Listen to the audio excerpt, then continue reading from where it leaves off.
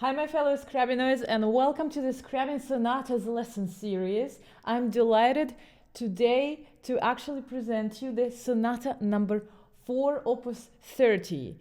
This is the short version of the lesson. The full version is available for purchase. The link is of course in the description. I won't be providing any list of references since this is not a scientific work, but rather my personal instructional viewpoint with a number of impressions, with my associations, with information and explanations of my own interpretational decisions that will hopefully help you in your journey studying the Scriabin Sonatas. Make sure to check out the playlist with my tutorials on the Scriabin Sonatas. It's linked up here, as well as there is the link in the description to listen to my digital album with the complete sonatas by Alexander Scriabin, released in 2025. Upon the purchase of the full course, you will also get my annotated PDF score, in which I write out and underline nearly everything I'm going to talk about during the course.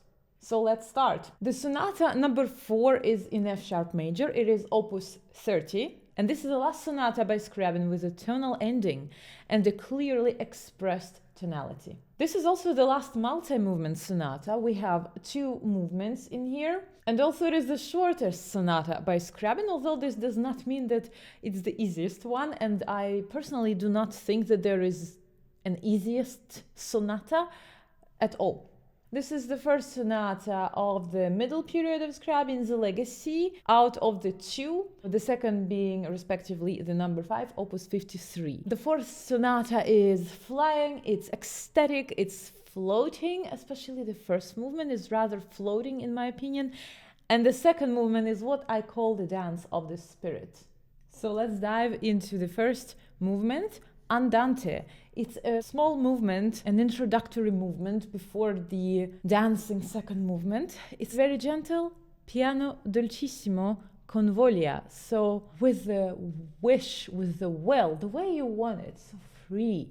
However, Scriabin, of course, writes out a lot of nuances quite precisely, so he guides us in the direction we should go, and we should treat these directions wisely. The movement starts with the theme of the call, with the gentle theme of the call. If you don't know what I'm talking about, the call is one of Scriabin's symbolic motifs, and I have made a video on YouTube about his symbolic language, his musical gestures, and his motifs, his signature motifs he's using throughout his legacy. And the call is probably the one that appeared the earliest, starting from very early pieces, at least the Sonata number 2. Make sure to check out the video on his 7 signature motifs on YouTube to get more acquainted with this information if you haven't done so. So we have the call in the right hand. I will start gently with the left hand. Make sure to be very, very soft. Maybe use the soft pedal as well. Tenuto. Hold. That's our call. Fourth up, perfect fourth up. Yeah, once again.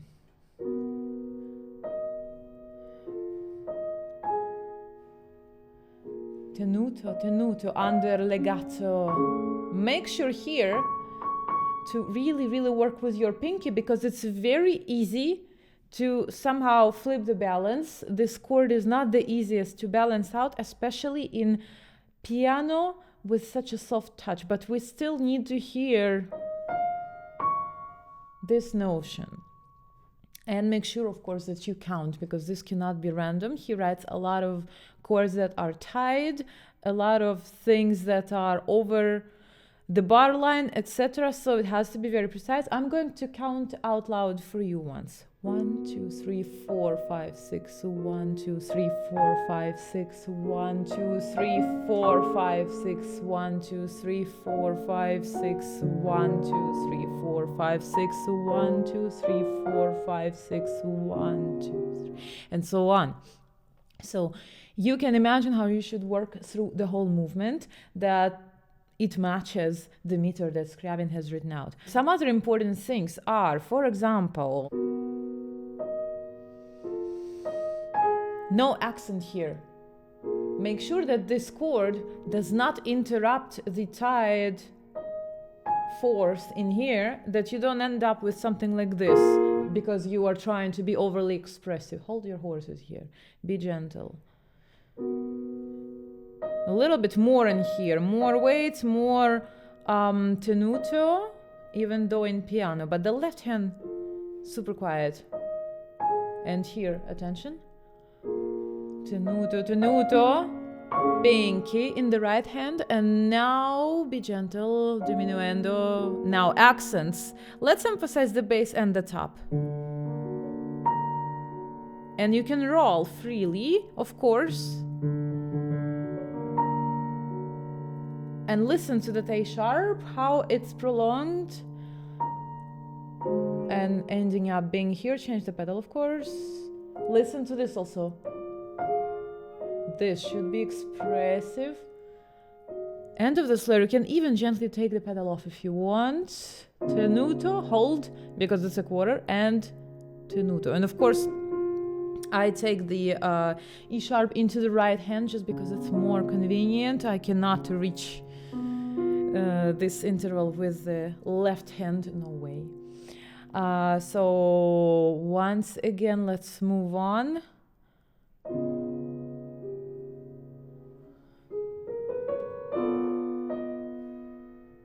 End of the slur. And the second iteration of the theme. And don't linger too much here. Still keep the meter, so keep going. It's such a tendency I've heard from so many pianists who just hang somewhere in timelessness, but it's too early for that. So let's go. No accent again. Tenuto, tenuto. And diminuendo. Accents on the outer notes. And now listen to the bass line, but gentle. Legato and phrase. Tenuto, tenuto. Now rest.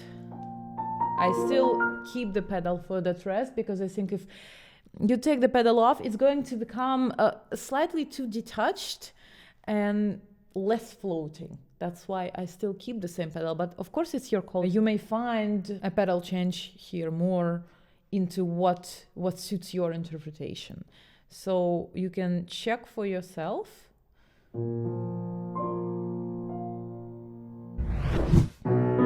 Now, what is happening? We have again this motif, and we have a passage that we have to take easy. So this is more of an accompaniment in the right hand. This is very expressive. But remember, we are still in pianissimo, so don't be too loud. I will keep saying that throughout the rest of the movement, maybe until the coda. Even in the coda, there are tricks to not make it sound heavy, but to make it sound flying. And I will tell you about those, of course.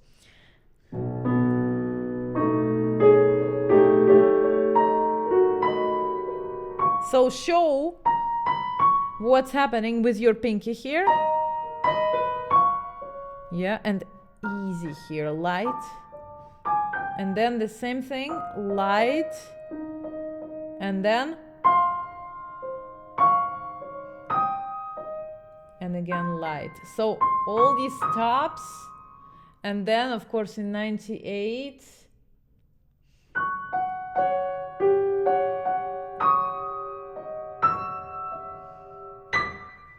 So that, and then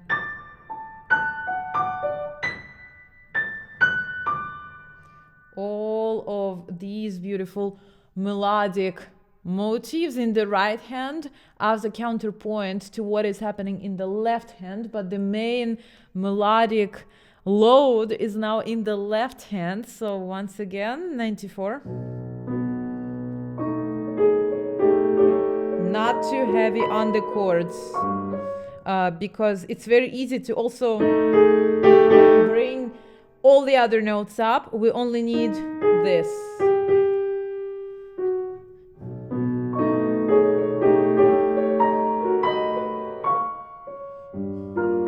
And rest every time when you can, pedal off, and of course the hand should go off as well.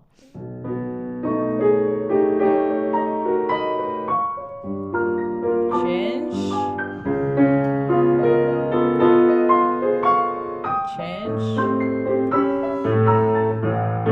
Now a little bit more of the expression, because crescendo poco a poco, and this is the third step now. And I take that B flat here into the right hand, but I make sure to bring it up so nobody could tell that I'm helping myself. So if you cannot reach, you can consider the same version.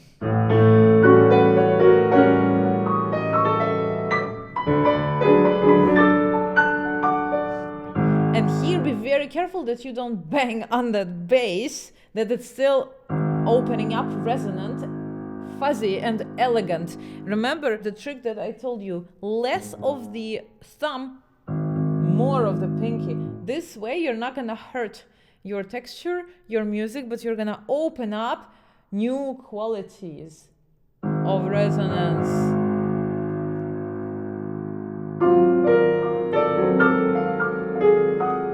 Up, tops, change the pedal.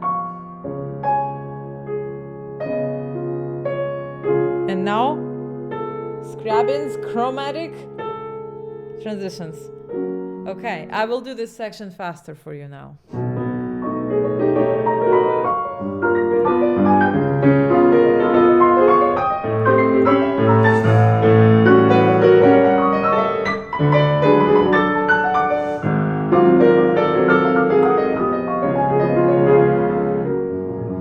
Now we go back into the piano, so the last measure was diminuendo.